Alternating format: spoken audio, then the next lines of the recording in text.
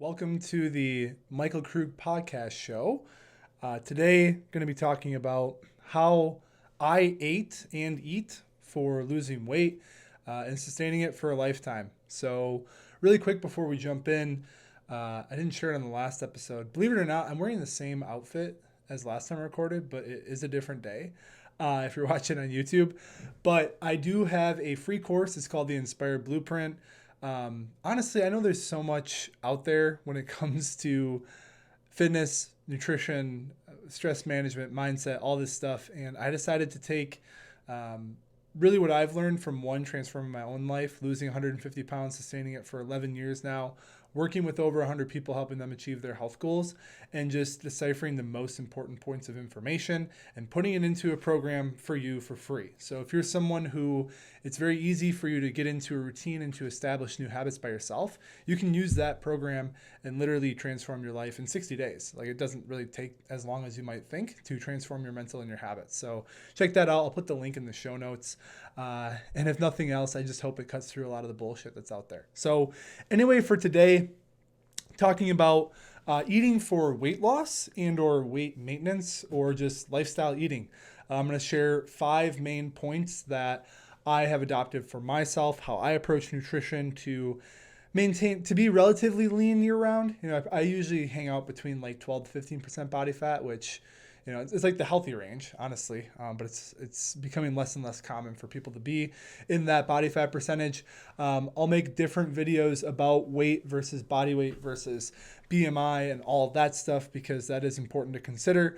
But realistically, I just want to give you 5 key things to consider when it comes to eating and how to have nutrition serve you and your health and well-being goals rather than be a detriment. And I think of all of the things when it comes to physical health, so our physical body, nutrition, so it's all important, and it's hard to say that one is the most important, but I look at it like nutrition's like 1A and fitness and movement's like 1B. So they're both, top of the pyramid, so to say, both very important. I would give nutrition the 1A benefactor because what we put into our body has a lot of impact on our energy and how we show up and our ability to actually go out and move and exercise and practice fitness. So let's do it. Let's get into the 5 key points of how I lost 150 pounds, how I work with clients and help them achieve their health goals, whether it's weight loss, putting on muscle, just being healthier in general. Let's go and get into it. So number 1 is to understand that what you're doing nutrition-wise, it's not a diet, okay? The word diet has been hijacked by contemporary society to mean something it doesn't. So diet is just foods or things that living things consume on a regular basis to maintain homeostasis and to just continue living and being. That's what diet means. Diet does not mean eating in a specific way that's usually relatively restrictive to achieve some sort of outcome. That's what a lot of people in contemporary society think diet means, is that it's like a very restrictive way to eat for a set goal, whether it's to lose 30 pounds for the wedding or if it's to, get a 6-pack for the beach, whatever it may be. And I just, number one most important point is to understand that your diet, whatever the way that you eat, is not a diet for some sort of outcome. It's a diet, or what I use the term lifestyle eating because it's our lifestyle and the way that we eat. So lifestyle eating, you need to find it as a sustainable approach. You're not doing this for X amount of time for X result. You're doing this forever because it helps you be the best version of yourself possible. So that's point 1. And like point 1B, the secondary point to this is that any effective diet or lifestyle eating is going to focus on whole, real foods. Okay. Someone who I follow, who I listen to his podcast, Jeremy Scott Fitness, I've heard him say it first. I know other people have said it. If it runs, flies, swims, or grows from the earth, it's probably good to go. So especially if it's in its whole form. And yes, I know all of the food mimicking products and things out there do technically come from either plants or animals, but the more you can eat foods in their whole form, so like, celery versus celery powder, or, a chicken breast versus chicken McNuggets, right? We want to focus on things that are whole and real, not processed where there's a bunch of stuff added into it.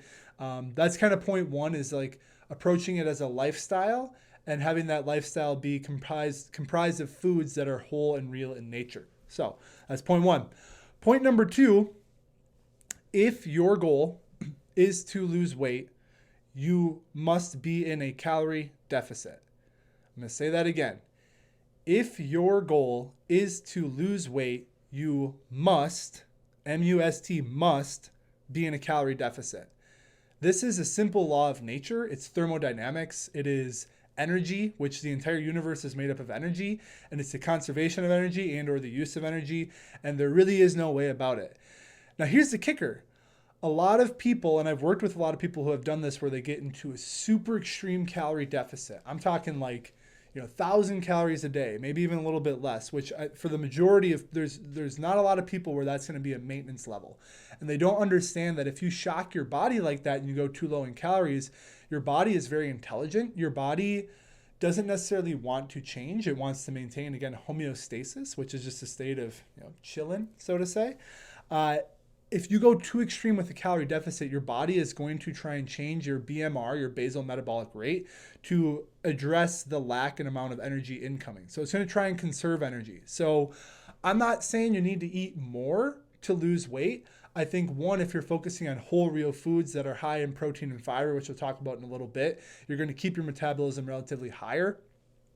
But you need to consider that you can't go super drastic. So the best thing that you can do is take your current weight, or even take your goal weight and times it by 12. So I'm not going to do the math here, but take your current weight, times it by 12. Consider your activity level, right? So if you're more sedentary, maybe times it by 11. If you're extremely active, you could times it by 13.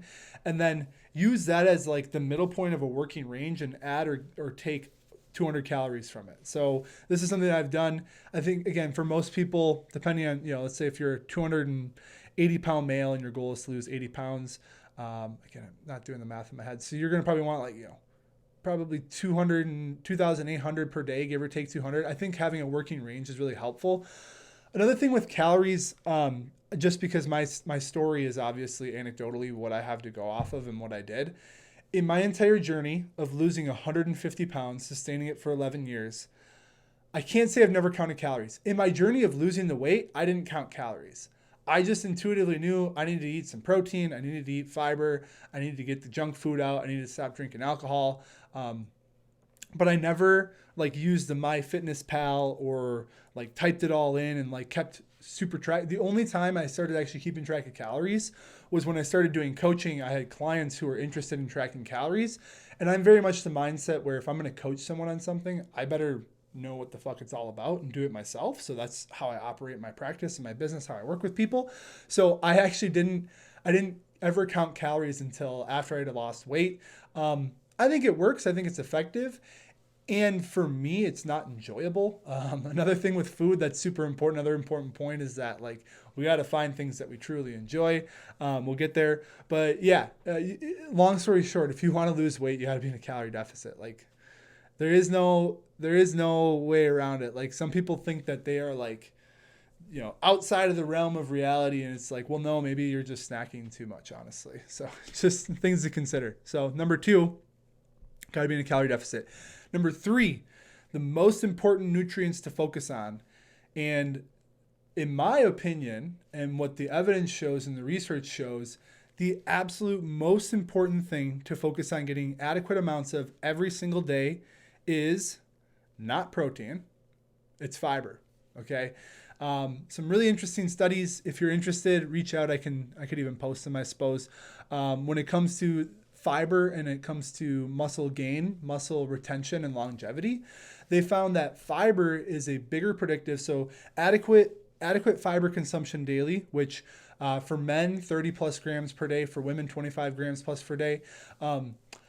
Adequate fiber intake was more closely associated with muscle gain and muscle retention, and muscle retention long-term and longevity for especially people who are aging into their 60s and 70s than protein. There's literally evidence and research that shows that fiber is more important for muscle retention than protein. This is huge, right? Because we know older versions of ourselves, the mechanisms aren't that different. They're maybe not working as efficiently. So how can we take that into our current lives where we're at right now and use those lessons to build the healthiest future possible? There's another study too, fascinating, that shows that for every 10 grams of fiber you eat per day, your risk of all-cause mortality drops by 10%. And the kicker, there is no limit. Okay, so I guess if you eat 100 grams of fiber every day, you'll never die. You can just walk into oncoming traffic. No, that's not true. Don't take my words. Don't go walk into traffic. But it was interesting to show that this is all-cause mortality. So anything that can kill us, the more fiber we eat, the less likely we are to die. Okay, so fiber is number one, hands down, the most important thing to eat. With that, where do we get fiber from? No, you don't get it from Metamucil. No, just no. You get it from plants, okay? Fruits, vegetables, nuts, seeds, beans. Again, those things that grow from the ground have a lot of fiber. Now, not going to get into the weeds this episode. I'll probably have to make a certain episode just that dives into fiber deeper. We've got soluble fiber. We've got insoluble fiber. We've got prebiotic fiber. There's a lot of different types of fiber. But as long as you're just focusing on hitting that number, so for most people, honestly, whether you're a male or female, at least 30 grams of fiber a day for everyone is going to be super healthy. So that is the first point of point 3. Second point is protein, right? We've all heard it. I don't need to go too deep into this. I will probably again make a separate episode talking more about protein and all 20 of the amino acids and which ones are essential and non-essential and how do we get them and what is collagen and what is casein and what is whey and how can I eat vegan and get my protein. I'll go into that in a different episode, but just know you have to also get adequate protein. That's going to help with protein synthesis is what helps grow our muscles and also helps us retain muscle. So we need both fiber and protein. As a general rule of thumb for most of my clients, what I do for myself is 0.7 grams per pound of body weight per day. So I am a 220 pound male. So 140, 154 grams of protein per day. Again, it doesn't need to be super specific. There's other people who also say it's 0.7 grams per pound of lean body mass. So, if I'm sitting at 12% body weight at 220 pounds, that'd be, let me do the math really quick. Okay. It'd just be a little bit lower, like 140, right? I don't know if you guys can hear it in my voice. I'm like a little bit congested. There's the sickness is going through Minnesota right now. And I got it from Jess earlier this week. So we're recovering. But yeah, protein and fiber, points 3 are super, super important. So that's what we got. Point 4, which is super important, kind of ties back to point 1, is to eat whole real foods and avoid food mimicking products. And I use this term a couple times now. Food mimicking products comes from Michael Pollan. I'm actually reading his book right now on psychedelics. It's really interesting. But he's like a food advocate, and he talks about, he's the one who said the quote, like, if your great grandmother wouldn't recognize it as food, don't eat it. Yes, we know the whole real foods is super important. And the more we can minimize ultra processed foods, sugar, things that we know are inflammatory in nature, the better off we're going to be. For my friends in the United States, I would also throw gluten and dairy into this because the ultra pasteurization of dairy products, as well as the way that we process gluten in the United States and what we add to a lot of those products to give them longer shelf life, really wreaks havoc on our gut health. It wreaks havoc on our overall health. This is such a deep topic to go into. I guess just to make point 4 very simple, avoid the things that, let me put it this way. I always recommend and tell my clients to just start with food awareness. So anytime you're going to consume something, take a look at the ingredients. And if there's ingredients that you don't recognize on the label, like pull out your phone and do a Google search and look up like, what is this actually? And then start to think about, how the sausage gets made, no pun intended, but like, why is there so many different additives and chemicals and things that go into our food? What is the point? What is the reason? Right? I can tell you, and if, again, in my course, I talk about it in the free course, The Inspired Blueprint, but a lot of it has to do with margins and making more money, has to do with shelf life. And they have completely disregarded human being health for the sake of making these products last longer and so they can flip a larger margin and make more profits, which again, we live in capitalism. I'm not saying that's inherently wrong because that's the system we live in, but at the expense of human health, there is some problems there, at least in my perspective. So the more we can avoid these ultra processed foods, like you all know what I'm talking about, right? Like pizza rolls, Doritos, like, dude, I know this shit fucking tastes delicious, right? Like I used to be 375 pounds. You think I don't know what the good shit is? Like, Come on, like Quick Trip Hot Bar, that shit's fire, and I don't eat it anymore because it's literally poisonous. Okay, like not trying to throw anyone under the bus, but like McDonald's, that isn't actually food. It's a food mimicking product. Back to that point, Michael Pollan came up with the term food mimicking products because food, by definition, is supposed to support life and nourish living beings, and fast food and ultra processed food does not support life or nourish. So it's a food mimicking product. They can market it and sell it as food, but it's not actually food.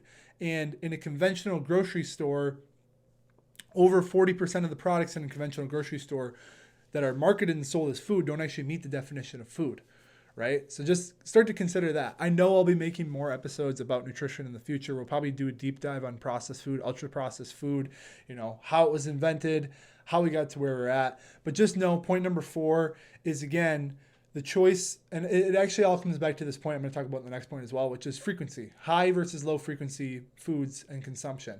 High frequency foods, whole real foods that support muscle growth, support fat loss, support a healthy metabolism, support gut health. They're going to increase our energetic frequency and how we show up. Low frequency foods, so a lot of fast food, ultra processed foods, sugar, gluten, different products and things that lower our frequency, that cause inflammation, they wreak havoc on our gut health, they slow our metabolism down. That's really what it comes down to, high versus low frequency foods. And again, if you're interested in more about this, check out that Inspired Blueprint in the show notes. I go deeper into high versus low frequency nutrition there. And then number 5, I think this is such an important thing, is to drop the all or nothing mindset, right? So there's a couple ways this shows up. One, there's a fascination nowadays with like the carnivore diet as well as the vegan diet. And I'm not going to get like political, but if you look at how we try and polarize people, especially when it comes to just different topics, it's amazing that nutrition has become this polarizing topic where you have this whole group of people who's like, gotta be carnivore and we only eat animal products. And then we have gotta be vegan and like it's good for the environment and all this stuff. And like there's clashing between these two groups just to create this like false sense of divide. Again, I'm not going there right now. Circle it back, bring it back in, Michael. When it comes to the all or nothing mindset, I just want to like point out, like when we were all in like 4th grade, we had our first biology lesson and we learned that, we've got incisors and we've got canine teeth and molars, and that humans are omnivores, right? Dude, I'm just going to tell you, there's this crazy diet out there called the omnivore diet, where you eat a lot of plants and fiber, and you also have some meat and protein, and it's bonkers. And believe it or not, people have been eating the omnivore diet for thousands of years. And people have historically been extremely healthy up until 60 years ago when all these bullshit, ultra-processed, fake fucking products came on the market. Excuse my French. So don't fall into the polarities.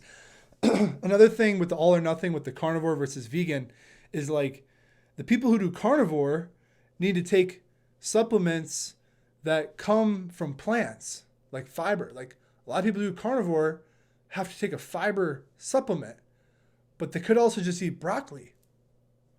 Okay, and on the flip side, people who do vegan have to take like B12 and zinc and other minerals and vitamin supplements when you could just get that from like eating some chicken or some oysters. So it's like, I kind of believe in evolution and that the human body, we have enzymes in our body to break down meat and fruits and vegetables. So like, why not just eat it all? And then 2, why play into the polarities of the nature of what nutrition is nowadays? So those are my perspectives. If you think I'm off the rails, let's have a conversation. If you are vegan and or keto, or not keto, carnivore, we'd love to have a conversation with you. And again, even with nutrition, like doing things like carb cycling, doing things like lower fat from time to time can actually be beneficial and help. But the all or nothing, like I'm only going to eat steak for the rest of my life, I don't know, man. That just sounds really intense. I also can't imagine what your bowel movements would be like. And then the flip side too is like with vegan, like we know that there's a lot of benefits from animal products, specifically if we start to look at like organs, which again, we're not going to go into. Why not just, be an omnivore? Okay. So that's the one side of the all or nothing mindset. The other side of the all or nothing mindset is the idea of like a cheat day or, a cheat weekend, or it's like, I'm going to do really well for a couple weeks and then, I'm going to go on vacation and just fuck it and just get, blackout drunk and eat all the shit. And, I get it. Like, it is fun to let loose and do that for once in a while, but it kind of comes back to that frequency thing. And like, if you're in a cycle where it's like Monday through Thursday or Monday through Friday, I'm just killing it. I'm having healthy breakfast. I'm having, I'm not drinking alcohol those days. Avoiding gluten, avoiding, ultra processed foods. And then Friday comes around and we just 12 beers. And then we wake up and we go to brunch and we get the waffles with the whipped cream and the pancakes, a couple mimosas, go home, take a nap, wake up, college football starting. Let's have some McGoldens, fucking order pizza and wings. And, Sunday it's like, well, I feel like shit. And the best way to get rid of a hangover is a Bloody Mary. And it's just like, you're in this all or nothing cycle. And I'm going to tell you right now, that perspective of especially weekends and having really good and then really bad, that deters more progress than anything else. Again, I've been coaching. I've been doing this for close to 7 years now. And I've seen people who get stuck on the weekend train and they can't figure out how to make weekends serve them. If you learn how to make weekends serve you in your health and to not fall into this, what we're really doing is our energy is going up Monday, Tuesday, Wednesday, Thursday, Friday. We're feeling pretty good and we just crash. Okay. And I legitimately have seen people be stuck on these cycles for years. Okay. So dropping the all or nothing mindset, I'm not saying you can't have some beers or have an old fashioned or order pizza and wings, but when you're making it the whole weekend or even just the whole day, like Saturday, let's say, you go to brunch on Saturday. Like Friday, we were chilling, hanging out at home, had a healthy dinner. Saturday, we wake up, we go to brunch. We have, the waffles and the, latte, mate, mocha chocolate bullshit, whatever it is, and all that stuff. Just because you had that for your first meal on Saturday doesn't mean that you have to get drunk and have pizza and chicken wings for dinner. You could still opt for a salad or a stir fry. You could even go out to eat and still get healthy foods. You could go to a Vietnamese place and get pho, which is a relatively healthy food, right? And then you don't have to let it be the entire day.